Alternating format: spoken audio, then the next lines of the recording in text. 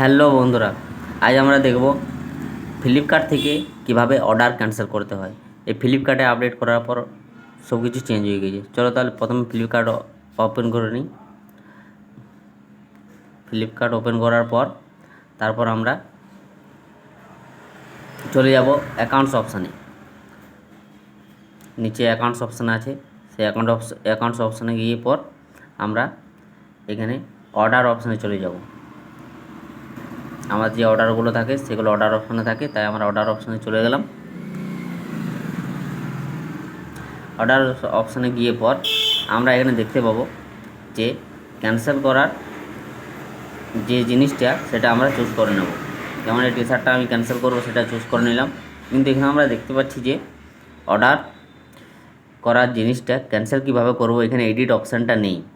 এখানে যে আগে এডিট অপশানটা ছিল সেটা এখন নেই।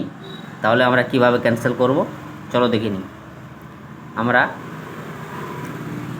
এই যে হেল্প যে অপশানটা আছে সেই অপশানটাতে চলে যাব। তারপর ক্যান্সেল অর্ডার এই অপশানটাতে চলে যাব।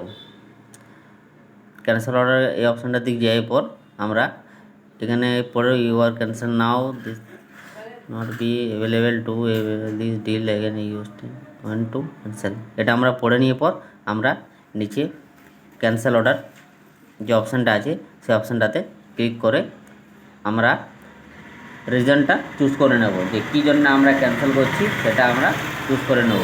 যদি এগুলোর মধ্যে সেই অপশানটা থাকে তাও ঠিক আছে, নাহলে আমরা মাই রিজন আর নট লিস্টেন হার এই অপশানটাতে চলে যাব।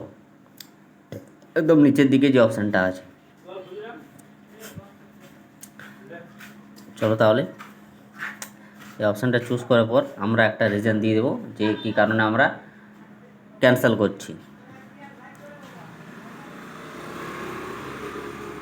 তোমরা যে কারণে ক্যান্সেল করতে চাইছো সেই রিজনটা এখানে দিয়ে দেবে।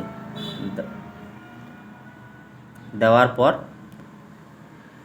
এখানে সাবমিট অপশানে ক্লিক করলেই ক্যান্সেল হয়ে যাবে। যে অর্ডারটা করেছিলে সেটা ক্যান্সেল হয়ে যাবে।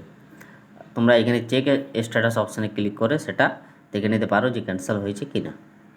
এখানে আমরা দেখতে পাচ্ছি যে আমাদের যে অর্ডারটা দিয়েছিলাম সেটা ক্যান্সেল হয়ে গিয়েছে। ভিডিওটা ভালো লাগলে লাইক, কমেন্ট অ্যান্ড সাবস্ক্রাইব করে দিও।